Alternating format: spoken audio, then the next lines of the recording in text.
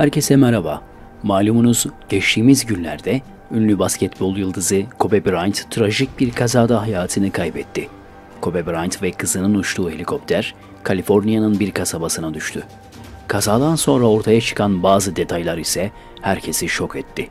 Çünkü bu detaylara göre Kobe'nin ölümü bir kaza değil, düzenlenmiş bir suikast olabileceğini işaret ediyordu. Hadi gelin şimdi bu detayları inceleyelim.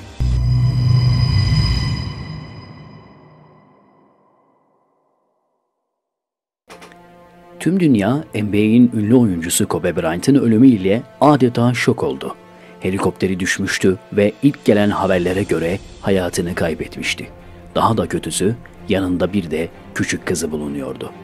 Kızı ile birlikte birbirlerine sarılarak ölüme gitmeleri duyanları daha çok üzdü. Elbette ki ölenlerin içinde sadece Kobe ve kızı yoktu. Pilotun da dahil olduğu hayatını kaybeden başkaları da vardı. Düşen helikopter toplamda 9 kişiye mezar olmuştu. 72 Echo X-ray Burbank Tower, Burbank altimeter 3019, Burbank Class Charlie, surface area is IFR, stay intentions. Yes, we can maintain special VFR action for special VFR transition on the 101 westbound 2. November 2 Echo X-ray, hold outside Burbank Class Charlie airspace. I have an aircraft going around. 2 Echo X-ray holding. Kobe'nin helikopteri havalanmadan önce pilot ile kule arasında konuşma yaşanmış, kule havanın yoğun bir sis halkası ile örtülü olduğunu, görüş alanının çok az olduğunu söylese de pilot böyle havada daha önce uçtuğunu ve rotayı ezbere bildiğini söylemişti. Ancak öyle olmadı. Havalandıktan bir süre sonra yönünü kaybetti.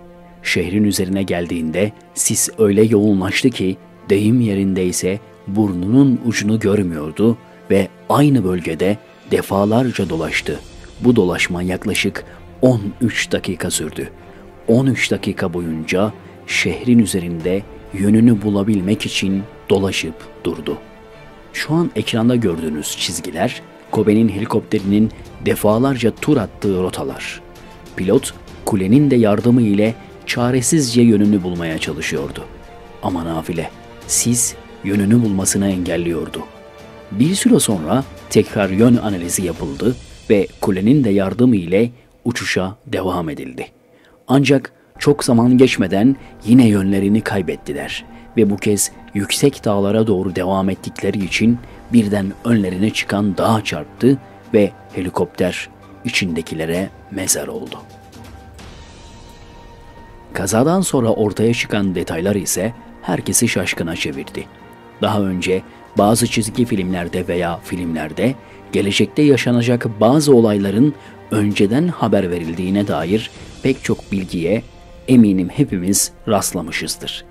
İşte Kobe'nin ölümünü de bir çizgi film çok önceden doğru tahmin etmişti. Birazdan bu çizgi filmi sizlere izleteceğiz. Ama önce çok daha garip detaylara yer verelim. Tarih Kasım 2012. Twitter'da Kobe Bryant'ın fotoğrafını kullanarak paylaşım yapan bir hesap aynen şöyle diyordu: Kobe bir helikopter kazasında hayatını kaybedecek.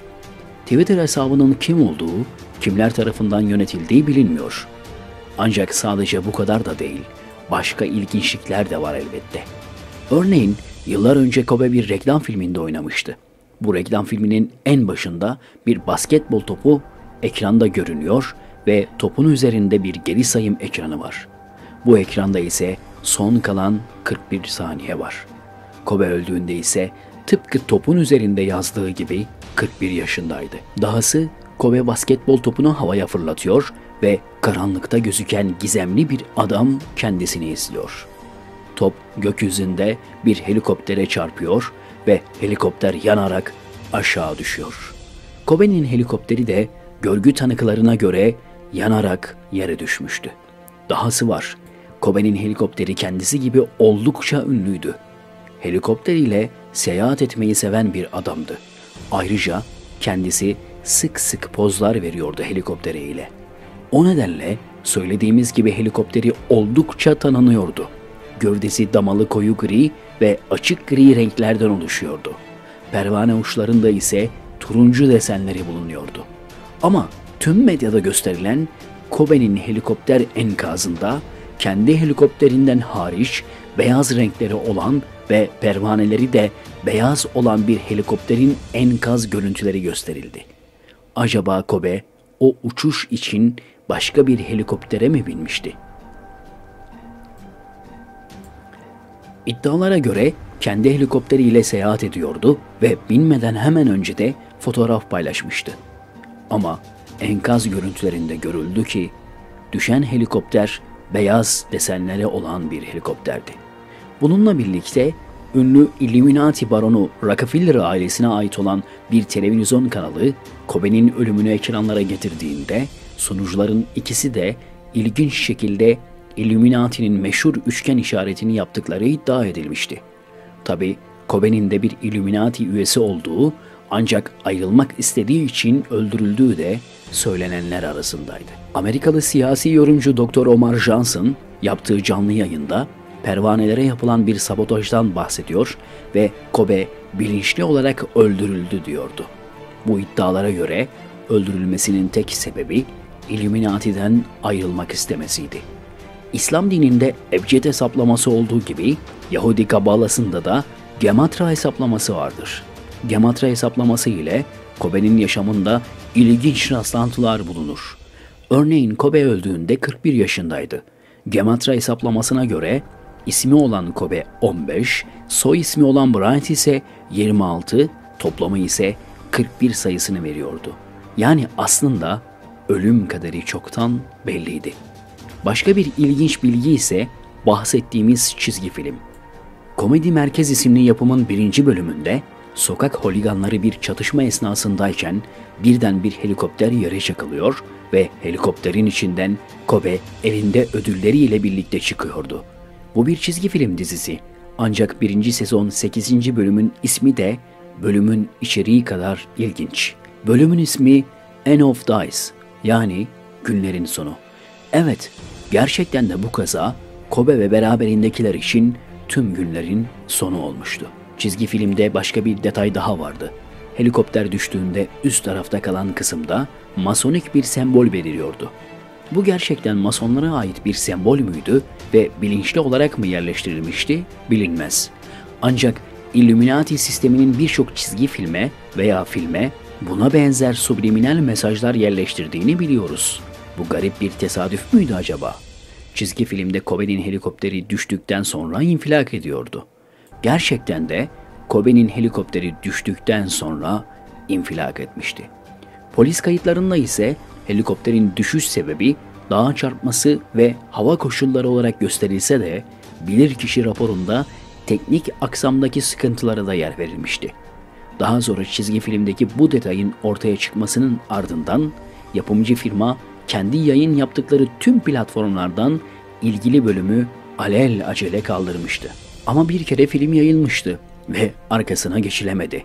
Hatta o kadar ilginç ki sanki özellikle sistem kurulmuş gibi Kobe'nin helikopteri düştükten sonra daha bilgisi haber ajanslarına düşmeden söz konusu çizgi film çoktan servis edilmişti bile. Bunun üzerine yapımcı firma bir açıklama yaptı ve Kobe'ye olan saygımızdan filmi kaldırdık dedi. Kobe'nin ölümündeki tüm detaylar bu ölümün planlanmış bir komplo olduğunu düşündürse de bu şekilde olduğunu söylemek oldukça zor. Ancak ölümü birçok şüpheyi beraberinde getirdi.